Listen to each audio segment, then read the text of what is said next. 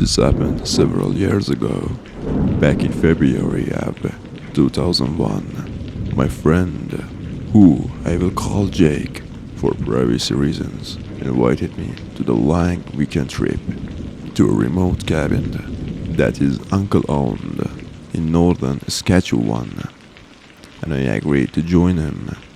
So we drove the long 6 hours from my house to get there. Let me give you a brief layout of the grounds before we continue.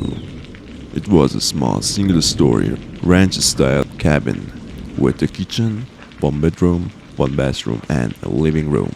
There was no electricity or running water, and it was surrounded by forest on outside. The only way in or out was down a long unpaved driveway.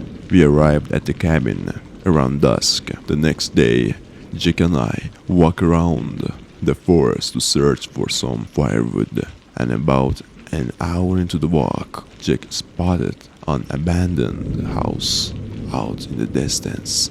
It was nestled among a group of trees, and this was rather strange, as we were in middle of northern Saskatchewan and civilization was miles away.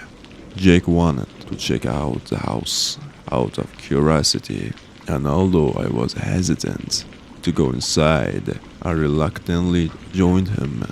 We entered through a boarded up window. Once inside, we were greeted with a musty smell. As we were roaming around, I noticed a door that headed into the basement. Curiosity got the better of me.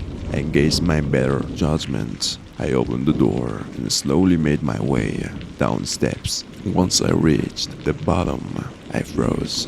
There were dimly lit candles in a circular pattern, as if someone was performing some kind of satanic ritual. I pointed our flashlight across the basement to see if someone was hiding, but no one was there. After doing some exploring, I discovered there was an empty alcove behind the stairs. As I made my way back to the steps, I saw something out of corner of my eye under the stairs, which had been cleared just moments before. There was a black figure staring directly at me. It looked to be at least 8 feet tall, and once I saw its eyes, I knew I was in the presence of something inhuman. A pair of glowing red eyes stared back at me, full of hatred and malice. I then heard a low, repulsive growling, and without hesitation, I bolted up the stairs.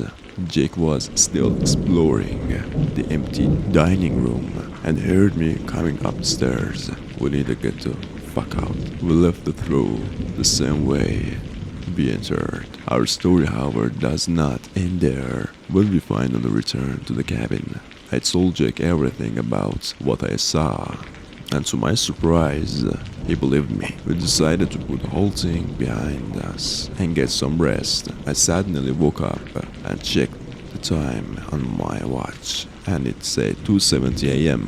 Things were dark and quiet, but I felt that something was missed. After a while, I heard subtle footsteps outside the bedroom door. This was also when Jake woke up as well. He said, "What's going on?" I told him to be quiet and listen. The footsteps became louder, and I got up from my bed and made my way over to the bedroom door. I then cracked it to see what was outside. Chills were sent through my body, as there was an intruder in the cabin in the far corner of the living room, but it was not human. It was that same creature that I seen in the basement of the abandoned house. The moonlight did not provide adequate illumination, but I saw the disturbing form twisted its head until its red eyes were looking back at the bedroom door. Should I say me? And I slammed the door shut, locking it.